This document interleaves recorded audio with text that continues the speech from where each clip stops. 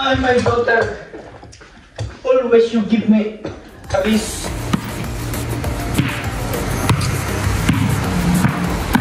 Tira.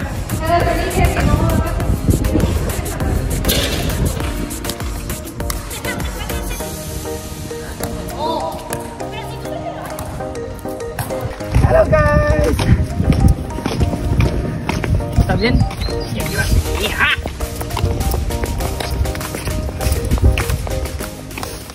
Wala kasi. 47, 60 pag yung tapat niya.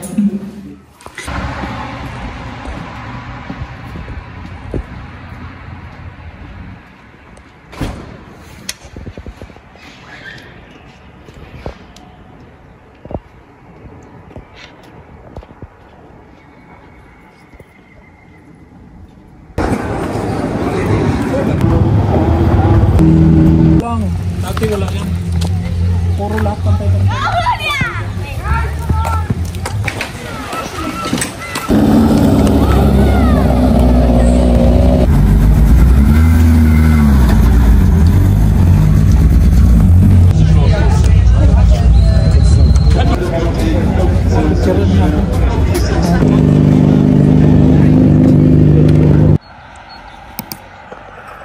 Our future.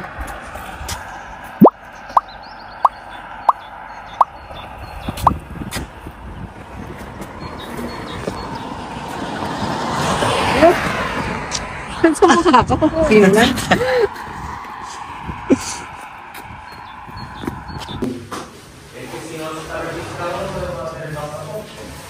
De aquí, por eso yo fui primero la cita para hacer hacer. Ok. Dito.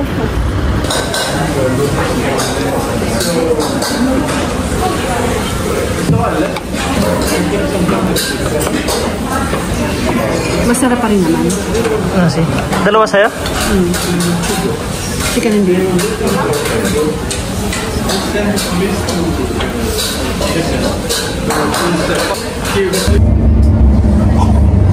Amin ka tumindi.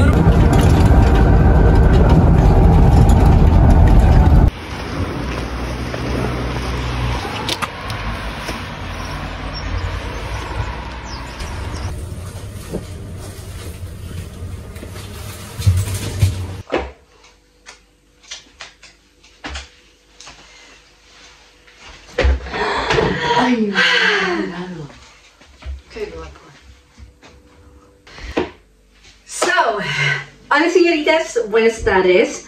Today is 6:05 in the afternoon and kagagaling ko lang sa appointment sa school ni Chloe na anak kong babae. Every trimester kasi meron appointment meeting sa mga teachers, sa mga advisors na mga anak ko. And kanina is yung appointment ko nga kay Chloe. Katulad nga nung video ko last video or before ng last video, natanggap ko yung grades ni Chloe ng second trimester and sounds really good and I am so contented kasi nung na-receive ko yung grades ni Chloe ng first trimester, pasang-awa.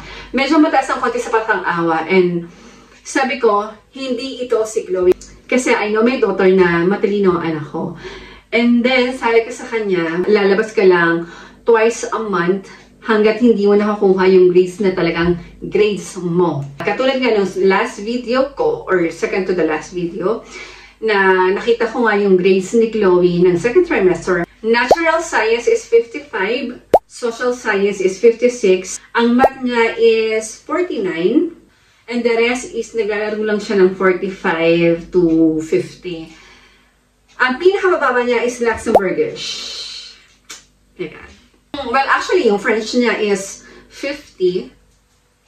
Sounds good. Isang taon kalahati pa lang siya nag-aaral, you know, na kaya niya na makipagsabayan sa French speaker. And I'm so happy. And yun lang naman, tapos sabi ng teacher niya, kapag yung grades niya sa Luxembourgish nakaabot ng 45, instead of regular class, mapupunta siya sa advanced kasi halos lahat ng grades niya is nasa 45 pataas. Ang kumalawit lang is yung Luxembourgish na dapat kailangan niyang makuha na 45 pataas. So, that's it. Today is 22 of April. Tuesday. Kanina pala, lumabas kami para kuhanin yung passport ng mga anak ko. Well, actually sa akin din. First time, nagkaroon ako ng Spanish passport. Spanish citizen ako since 2019. Kaya syempre, after pandemic, we don't have any plan mag-travel outside Europe. So, hindi muna ako kumuha ng passport nun. And then, kasi, kung kumuha ako nun, ang expiration date niya is after 3 years. And then, buti na nga lang, hindi nga ako kumuha. Kasi kung kumuha ako, nagsayang na ako ng pera. Ang expiration niya is 10 years na. O, diba? Nalaktawan ko yung 3 years na expiration. So, nakatipid ako ng 23 euros. After 5 years, uwi kami ulit sa Pilipinas. That's all. Ciao!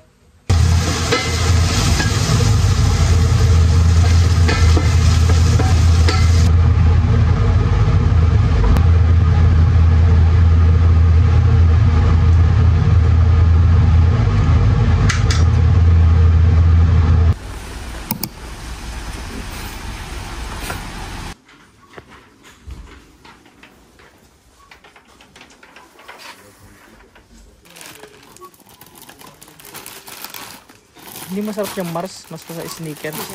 Oo. Para sa akin.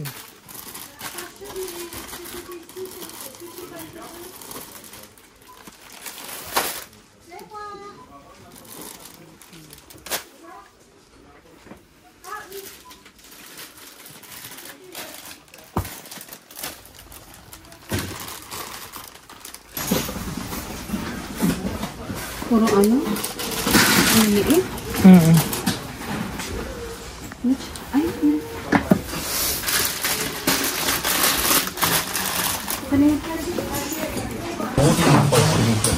Sarah, il y a encore du evening ici le soir?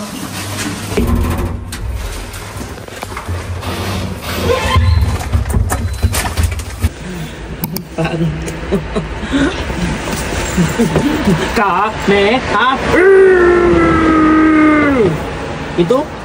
No sabes eso, ¿eh? ¿Qué sabes solo?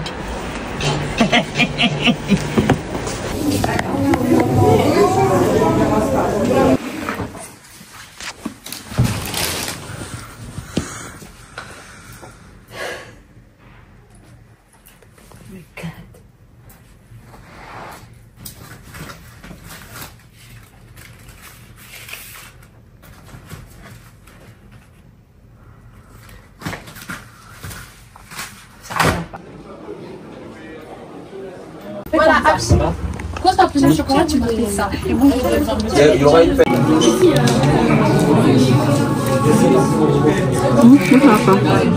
Kung jalapeno niya.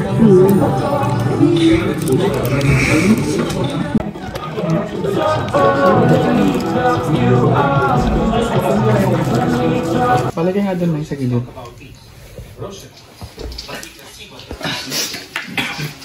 Para doon ka tingin kasi yun ang gulo ko. Sayang. Kasi nga itong kids, ano ka? Mas malaking lipstick. This is about accountability and Henman's special protection after he was abandoned and then yanked from his old home and thrown directly into prison. He should have been in therapy immediately. Listen, Ray. I apologize. We take full accountability. Henry should have known better, and the fact that he didn't is my fault. Pag lumingon ka, akin ka. Pak!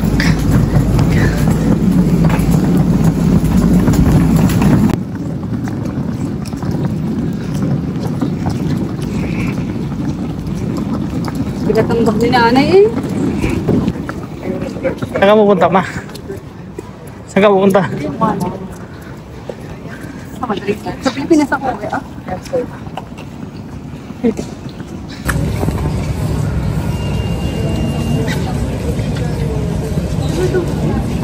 Hello guys! Ay, señorita, buenas noches. Yo estoy muy cansada porque ya todo el día estamos fuera de la casa. Estamos en la calle. Hindi pa pa.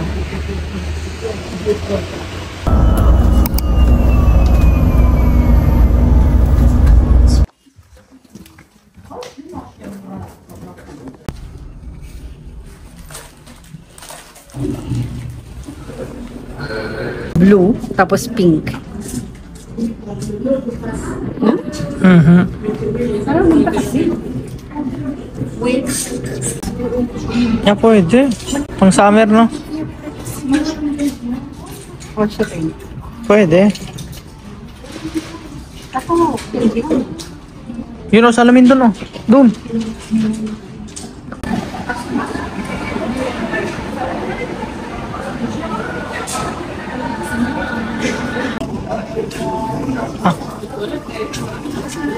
Ganun ba naman? Hola, señoritas, buenos días. Well, actually, buenas tardes. And today is April 28th.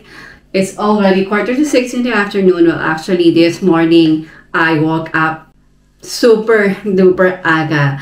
Alam mo yun, 4:45, gumising na ako para mag-prepare kasi meron akong appointment sa ADEM. So, kaya maaga akong gumising. And then, after ko maligo, nag-prepare ako ng breakfast sa mga anak ko. 7:45, nandun na ako sa may appointment ko. Super aga, diba? Well, actually, hindi naman siya totally ganun kaaga.